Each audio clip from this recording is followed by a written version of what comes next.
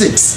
Wacha moja kwa moja tuende katika neno la Mungu ili likapate kukufungua, ili likapate kukuweka mahali palipo sawa, ili wewe ukapate kuzidi kukita mizizi na mateso yasikuinukie mara kwa mara. Kitabu hichi cha Mathayo mtakatifu ni 7 mlango namba ni 24. Inasema hivi: basi kila asikiaye hayo maneno yangu na kuyafanya atafananishwa na mtu mwenye akili aliyejenga nyumba yake juu ya mwamba.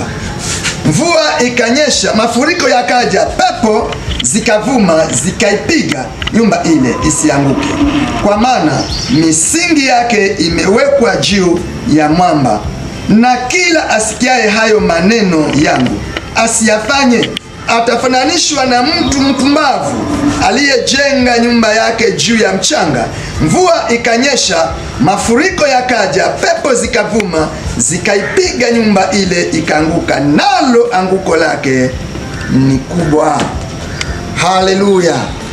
Bwana akubariki unaposikia ujumbe huu. Wewe unayenisikia, wewe unayenitazama vizuri, ni kwa sababu Mungu anakupenda, ndio maana amenituma. Wewe uliyeokoka, nataka nikupashe habari pia, na wewe ambaye hujaokoka, kimbilia haraka uje uokoke. Maana maandiko imesema, yule asikiaye maneno yangu na kuyafanya, huyu nitamfananisha na mtu aliye na akili, aliyejenga nyumba yake katika mwamba, na hata kukaja zile dhuruba ama mawimbi makali yakija, akipiga nyumba ile haiwezi ikaanguka.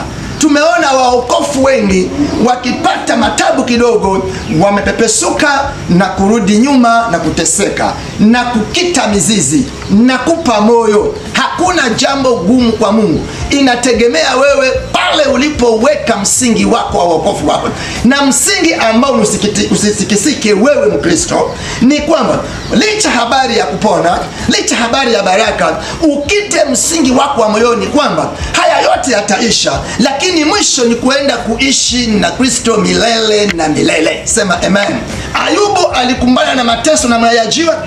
Wakristo wengi wasio Kristo wanajua andiko la Ayubu jinsi alivyoteseka. Huyu ni mtu aliyekita nyumba yake katika mwamba usiotikisika. Kita hapo mahali ujio. Licha habari ya kuombewa umepona hujapona, jua ya kwamba hata wale waliopona sahihi wako wapi? Wameenda mbele za Bwana. Lakini kunao watu wakikosa tu kupona, wakikosa tu kupata baada ya kuwa waingie ndani zaidi, hawa wanaanza kurudi nyuma na kutafuta misaada ya huko.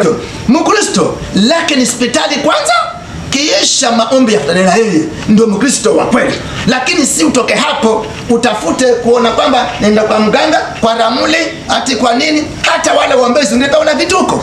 Nataka nikupashe habari, kama wewe umetatizika, njoo hapa Chimbililo. Bwana ametupatia neema kubwa, tushauriane vizuri.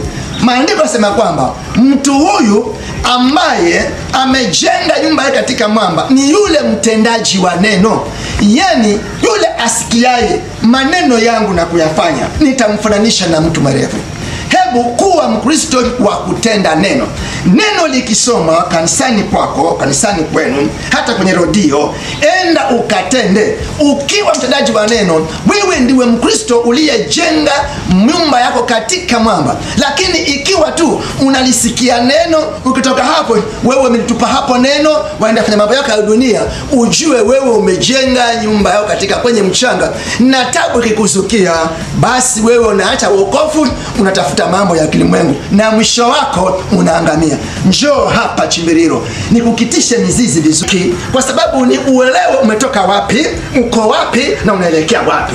Natakikana uwe wapi na natakikana uende wapi na ukaishi wapi. Ukikita mahali hapo, mpendwa, utakuwa salama. Ayubu alimfanya Mungu ajivune kwa ajili ya yeye, maana alikuwa amekita mizizi ya kwamba bado naliwa lakini sitamwacha Mungu. Watoto wake wakaenda, nyumba zake, mambo yake yote yakaenda. Lakini hata alipoulizwa na mkewe akasema, wewe usiwe mmoja wapo kati ya wale wajinga, nalikuja bure, nitarudi bure. Kwa hivyo jina la Bwana nalizidi kubarikiwa. Na kakita hivyo hivyo. Ayubu akaregeshwa maradufu. Kita mizizi mpendwa, njoo tushauriane, usiende kule na kule. Kama vimeshinda kule kwa uombezi wote, neema ya mwingine si neema ya mwingine. Neema ya wale walioenda si neema yangu. Mungu ananitumia katika siku za mwisho. Njoo tushauriane hapa Chimiriro Pentecostal Church ili upate kupona na uvuke sehemu iliyokuwa umesakamishwa, na Bwana atakubariki. Ninaitwa mchungaji Patrick Siba Mazonga, nami niko hapa Kaireni. Barikiwa na Bwana na tuonane ukija. Amen.